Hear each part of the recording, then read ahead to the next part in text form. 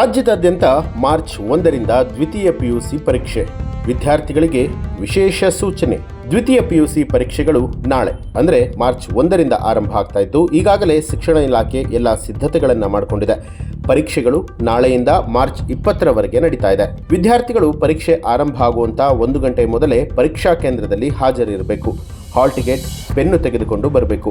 ವಿದ್ಯಾರ್ಥಿಗಳು ಪರೀಕ್ಷೆಯನ್ನ ಹೇಗೆ ಬರೀಬೇಕು ಅನ್ನುವಂಥದ್ರ ಕುರಿತು ಈಗಾಗಲೇ ಪೂರ್ವ ತಯಾರಿಯನ್ನ ಮಾಡಿಕೊಂಡಿದ್ದಾರೆ. ಪರೀಕ್ಷೆಯಲ್ಲಿ ಹೆಚ್ಚು ಅಂಕ ಗಳಿಸುವುದಕ್ಕೆ ಅಭ್ಯಾಸವನ್ನ ಮಾಡಿದ್ದು, ಎಲ್ಲಾ ದ್ವಿತೀಯ ಪಿಯುಸಿ ವಿದ್ಯಾರ್ಥಿಗಳು ನಾಳೆಯಿಂದ ನಡೆಯುವಂತಹ ಪರೀಕ್ಷೆ ಬರೆಯೋದಕ್ಕೆ ರೆಡಿಯಾಗಿದ್ದಾರೆ.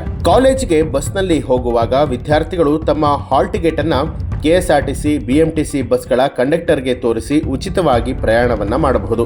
ಈ ಪ್ರಯಾಣವು ಕೇವಲ ಪರೀಕ್ಷೆ ಸಮಯದಲ್ಲಿ ಮಾತ್ರ ಅನುಮತಿ ಇರುತ್ತೆ. ಈ ಬಾರಿ ಪರೀಕ್ಷೆಯನ್ನ ವೆಬ್ಕಾಸ್ಟಿಂಗ್ ಮೂಲಕ ಮಾನಿಟರ್ ಮಾಡಲಾಗುತ್ತೆ.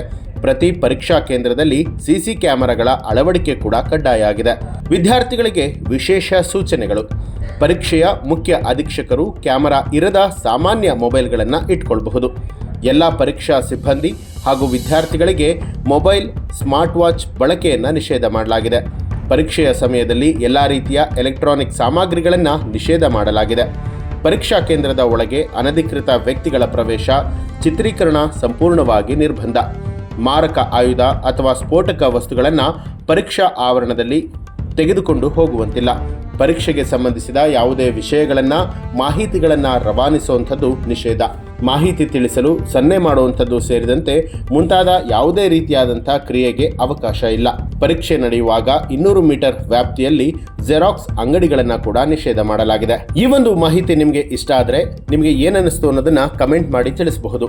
ಹಾಗೆ ಯಾರೆಲ್ಲ NCIB ಟೈಮ್ಸ್ ಮೀಡಿಯಾ ಚಾನೆಲ್ ಅನ್ನ ಇನ್ನೂ ಕೂಡ ಸಬ್ಸ್ಕ್ರೈಬ್ ಮಾಡಿಲ್ಲ, ತಪ್ಪದೇ ಸಬ್ಸ್ಕ್ರೈಬ್ ಮಾಡಿ, ಬೆಲ್ ಐಕಾನ್ ಒತ್ತಿ.